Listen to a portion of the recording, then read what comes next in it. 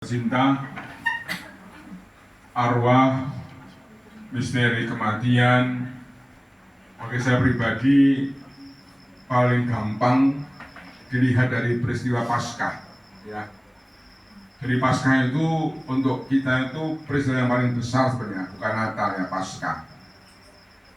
Karena di dalam Paskah itulah apa yang diwahyukan secara lengkap, baik dalam Perjanjian Lama atau Perjanjian Baru itu sempurna, bahwa yang namanya peristiwa kebangkitan itu adalah peristiwa yang nyata, yang sungguh-sungguh memang konkret dan sungguh-sungguh menjadi satu harapan kita bersama. Kita menjadi gereja, dan kita adalah gereja orang-orang beriman karena peristiwa kebangkitan. Kalau tidak bangkit, maka Kristus bukan Tuhan, hanya Nabi. Karena dialah, maka kita menjadi percaya bahwa kita pun juga punya harapan itu. Sehingga lalu dengan harapan itu, kita membangun hidup ke sana arahnya. Sehingga apa yang kata Santo Paulus sangat tepat. Hidup kita ini bukan hanya untuk diri sendiri, namun kita ini adalah bagian dari karya penebusan Allah yang dipanggil untuk juga menghadirkan rahmat keselamatan melalui cara-cara kita untuk menerjemahkan pengalaman iman dalam hidup dan karya. Ibu Maria Liso mencoba dalam kondisi dan kelemahannya, dalam sakitnya, ya, tetap ingin menerjemahkan bahwa hidupnya bukan hanya untuk dirinya sendiri. Maka dia selalu mengajak Elmina sembahyang toh, Rosario. Jadi kita bisa membayangkan bahwa pengalaman iman itu tidak bisa ditipu. Orang yang punya pengalaman iman itu pasti hidupnya selalu berdimensi ganda. Pengalaman Allah yang diterjemahkan dalam pengalaman manusia. Bukan sekedar kemanusiaan loh ya. Kita bukan soal humanitas, bukan soal humanisme, tapi kita ini orang beriman yang selalu menerjemahkan pengalaman iman pasti dalam pengalaman real. Itu sempurnanya sangat jelas dalam Ekaristisnya. Ketika Yesus mengambil roti, Yesus memberkati roti, Yesus memecah-mecahkan roti dan tidak dimakan sendiri. Itulah kekuatan rohani kita. Maka ketika Yesus mengatakan kepada para murid, "Tidak usah gelisah hatimu, percayalah padaku. Aku pergi untuk menyiapkan tempat bagimu. Dan ketika tempat sudah tersedia, aku akan datang, ya, untuk menjemput masing-masing." Siapa dulu disebutnya? Siapa dulu? Itu pasti, kepastian iman seperti itu kan. Nah, soalnya itu kan hak Allah lah, soal waktu. Namun Yesus sudah memberikan satu fondasi yang kuat, supaya di mana aku berada, kamu pun berada. Yesus itu tidak senang kalau kita ini jauh-jauh dari Yesus. Dia sudah menyiapkan. Sehingga Thomas, orang yang sangat rasional itu berkata, "Loh Tuhan, di mana jalannya? Kami nggak tahu jalan ke sana." Kadang orang-orang yang seringkali hanya berpikir tuh nggak pernah tahu iman, jadi seringkali ngeyel, merasa hebat, merasa udah masih punya duit, masih punya kekuatan, lalu lupa kalau relasi iman itu membutuhkan kerendahan hati dan kepercayaan. Dia mengatakan, "Akulah jalan, akulah kebenaran, akulah hidup." Artinya apa? Artinya bahwa pengalaman itu menjadi semakin jelas ketika kita kemudian merayakan Paskah. Paskah itu sangat menarik ya. Paskah itu kan sebenarnya kan ini loh hidup kita itu sana nantinya. Saya pun sebagai orang Katolik harus seperti Yesus, bangkit. Nanti kalau di surga. Nggak ketemu. Ada berarti. Saya percaya. Yang ada siapa? Romo kita. Aku udah bawa fotonya. Kita lihat nanti. Ternyata Elmina nggak ada, kemana Elmina ini? Padahal tiap hari harus berdoa kan. Artinya bahwa itu benar bahwa peristiwa Paskah itu bukan hanya kita mengenangkan Yesus, namun peristiwa kita semua. Kalau saya pun sudah diberi kepastian harus bangkit dan Yesus telah menyiapkan tempat, maka saya harus bangkit. Untuk ke sana maka Yesus memberikan jalan. Ya kalau kamu ingin bangkit seperti aku, ya ikutlah apa yang aku telah jalani. Maka dia mengatakan akulah jalan kebenaran dan hidup kan. Sehingga menjadi orang Katolik itu bukan adorasi, bukan hanya menyembah, bukan hanya kagum. Apalagi Yesus tepuk tangani, bukan itu.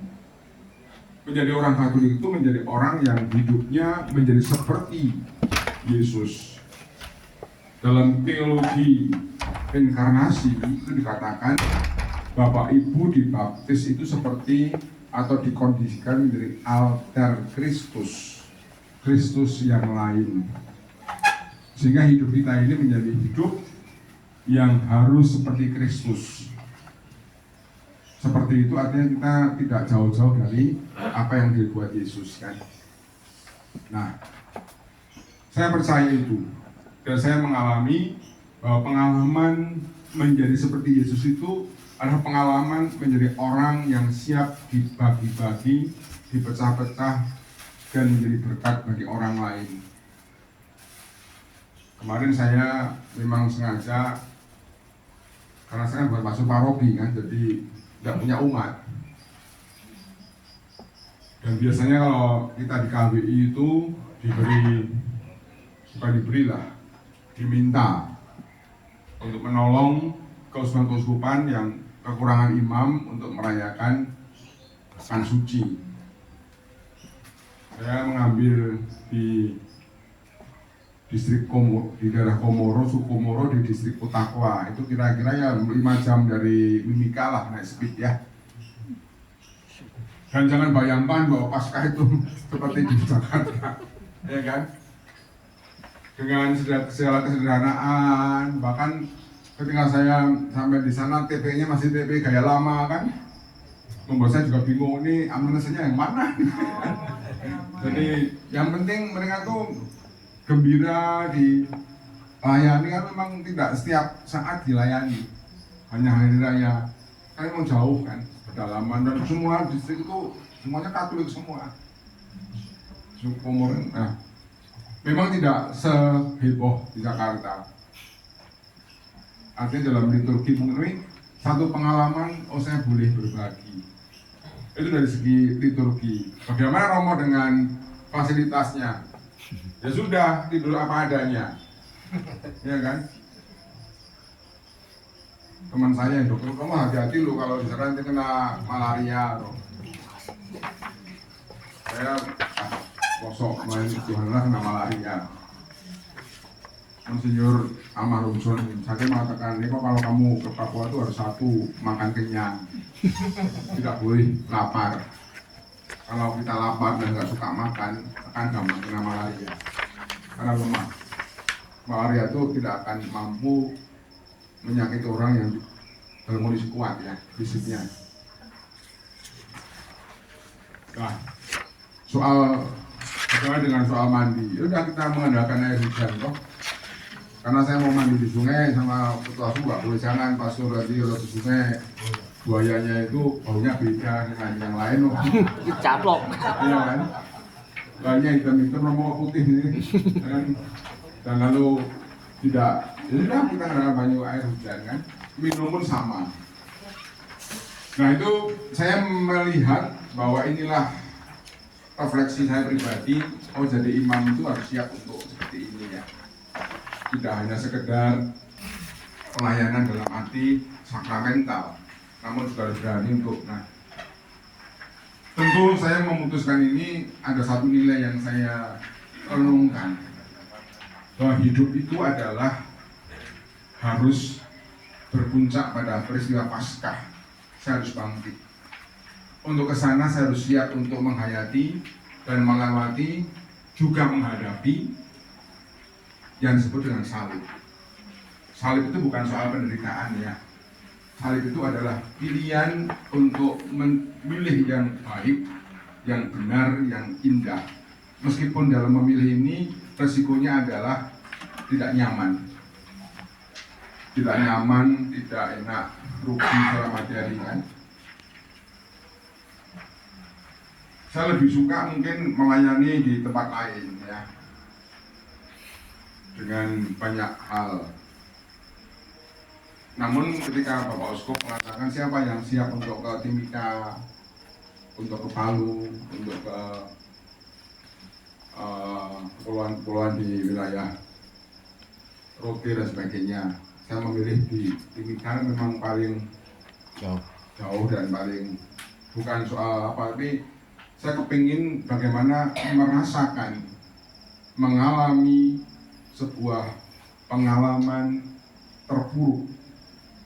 Tidak ada air, makan dengan betakas dan harus cari ikan dulu. Oh, betakas nggak?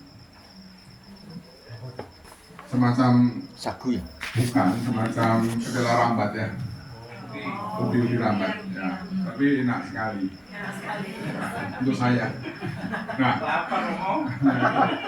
maka lalu pengalaman itulah yang kemudian saya merenungkan, oh inilah yang dimaksud dengan bahwa kita akan mengalami Paskah ketika kita berani untuk melewati peristiwa salib sebagai pengalaman iman. Maka kita masing-masing sama. Salib itu bukan soal saya menderita, saya nelongso, namun satu pilihan untuk mencari yang benar, meskipun untuk itu harus mengalami ketidaknyamanan. Itulah salib ya. Misalnya di kantor, yang lain seringkali menggunakan cara-cara untuk mengurangi anggaran ya. Kita tidak, itulah salib untuk kita. Misalnya di kantor, orang-orang seringkali korupsi waktu, ya kan? Kita tetap konsisten. Jam 7 kurang 5 menit sudah siap di kantor, yang lain jam 7 lebih, ya kan? Itulah salib kita. Jadi salib itu adalah satu pilihan. Dan itu jalan yang ditawarkan Yesus untuk kita agar sampai pada Paskah yang abadi. Nah, Ibu Maria Yusuf juga sama saya kira ya. Saya tidak bisa membayangkan bagaimana dalam kondisi sakit dia harus mengalami sakit ya. Namun dalam kondisi sakit dia selalu ngajak berdoa, itu kan indah sekali. Artinya bahwa hidupnya selalu diletakkan pada pengalaman bahwa iman menjadi fondasi untuk sebuah pilihan-pilihan dalam hidup. Semoga kita juga sama ya. Karena kita ini harus sampai pada salib dan harus melewati salib supaya kita bangkit. Maka kita juga belajar lewat Paskah kali ini. Oh, begitu saya harus juga mengikuti Yesus. Karena kalau kita tidak pernah lewat salib, kita nggak pernah akan mengalami kebangkitan ya. Nanti kalau tidak bangkit dan tidak saya temukan, berarti Bapak Ibu tidak berani melewati salib, melarikan diri dari kenyataan, menutupi salib ya kan, bahkan tidak mau melewati.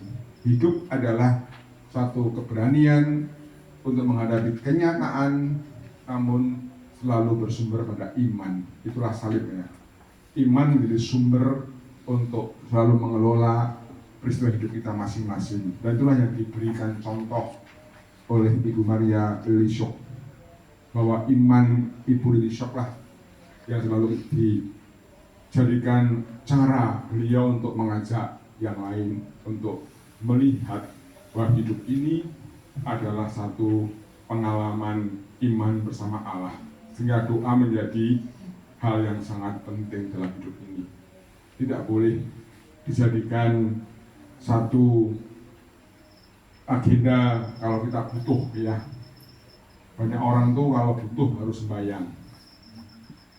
Sembahyang itu bukan soal kebutuhan, namun soal fondasi. Menderita, bahagia, susah, doa adalah fondasi hidup kita. Semoga dengan pengalaman-pengalaman ini dan terlebih dengan peristiwa Paskah, kita juga menjadi orang-orang yang siap sedia untuk bangkit bersama Yesus dengan rela dan berani menghadapi kenyataan tanpa meninggalkan pengalaman iman. Tuhan memberkati. Amin.